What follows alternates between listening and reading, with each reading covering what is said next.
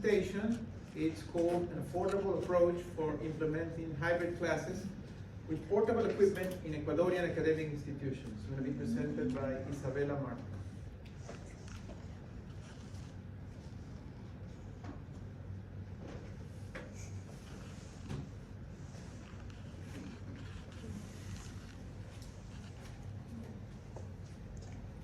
Good morning, my name is Isabela Martin, and today I'm going to present my paper titled An Affordable Approach for Implementing Hybrid Classes with Portable Equipment in Ecuadorian Academic Institutions. In first place, we have a quick overview of the points I'm going to be touching in this presentation, like introduction, problem description, proposed configuration, pilot test, results, conclusions, and future works. So as we know, in 2019 and in 2020, when the COVID-19 outburst occurred, many higher academic institutions were rapidly obligated to convert their normal courses into virtual classes. Consequently, in the middle of 2021, when basically some students wanted to go back to the physical classes while others opted to stay in the virtual ones, the term of hybrid learning or hybrid classes starts to gain a lot of popularity. As we know, hybrid classes enhance both ways of attendance by basically recognizing the strength of both verbal and text-based materials and communication, as well as learning in asynchronous and synchronous environments. So as we can see, hybrid classes offer a number of benefits towards students and the institutions. So we can see that the most impactful one may be the accessibility. In this manner, we can see that the Galapagos Islands is basically a particular region in Ecuador where these technologies can be of really high importance. Now for the problem description, we have that although these hybrid classes give a lot of benefits, some institutions are unaware of the various technological alternatives that they could implement in the classrooms. So basically, they don't use them and they have no idea that they could be very impactful towards the students. So a major drawback is basically the idea that hybrid solutions are expensive and complicated to be implemented in the classrooms, and that only higher academic institutions with prestigiousness could do it and take on such a task.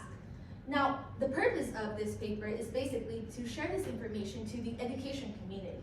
Basically, this work was tested using a college class at Seoul Polytechnic University, but the resultant outcomes could be applied to similar academic institutions with similar constrictions or limitations, such as in the Galapagos Islands.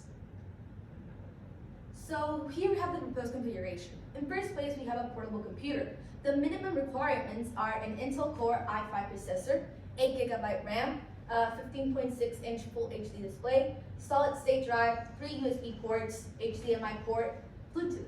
Now, in the local market in Guayaquil, Ecuador, the best laptop found with quality and economical aspect was the Dell Inspiron 3515, which is the one in the picture.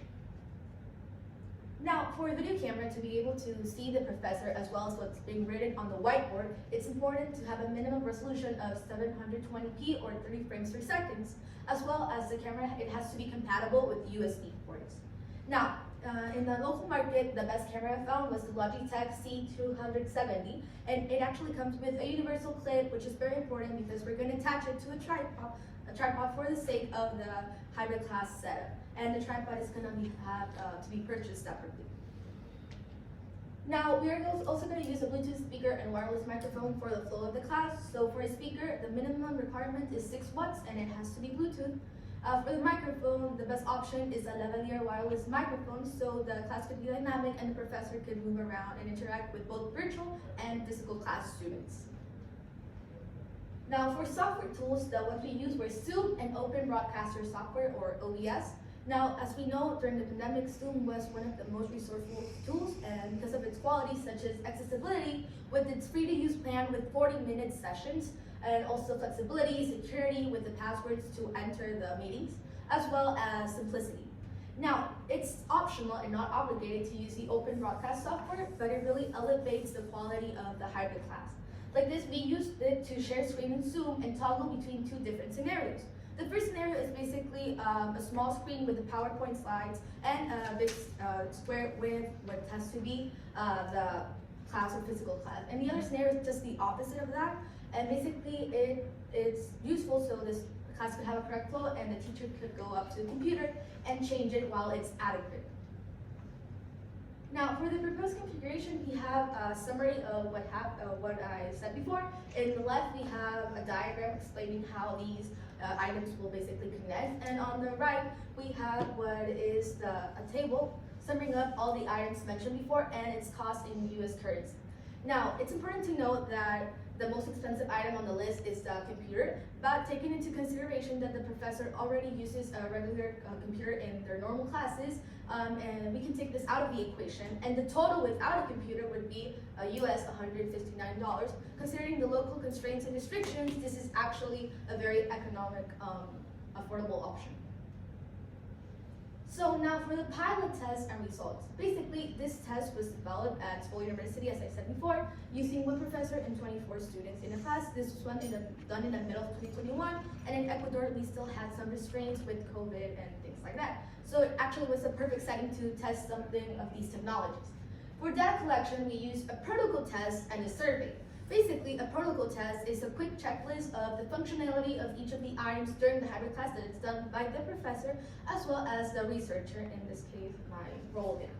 Now, so now analyzing these results, we can see that most of the students, actually 96% of them, agree with learning and teaching through hybrid classes. Like this, the main advantages mentioned throughout the survey were basically the flexibility, where you can basically take this class wherever you want, or if you couldn't go in, you can take them virtually. And also, it's optimal for reviewing lectures since the class are recorded, and basically you can review for exams or any other sort of preparation.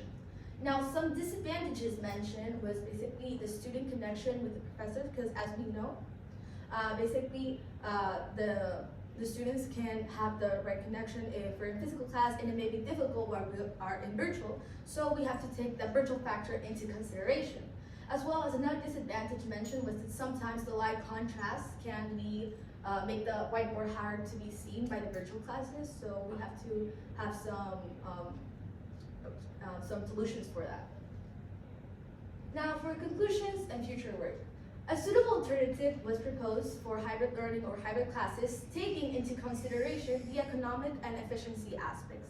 Like this, we have the Logitech camera from the C270, the computer that, as I said before, could be substituted by the regular one the professor already uses. Also, some USB ports, the wireless microphone, as well as the other tripods and other extensions necessary to have a hybrid class. Now, it is suggested for the people who have a close-minded approach towards integrating technology into their daily lives to change that mindset, because basically technology is becoming not so much of an option anymore, but kind of more of a need. So we have to integrate it in our daily lives and take advantage, because it really makes our life easy, but we have to not see it as an obstacle anymore. Now, the next step in this research is to test the proposed configuration in different settings, such as school in Galapagos Islands, taking into consideration the restrictions and limitations that they may have, like the internet, the presentation before exposed the audience to, and also using this community internet and testing all the capabilities in different scenarios, taking into consideration different challenges or other situations that may appear. Thank you very much.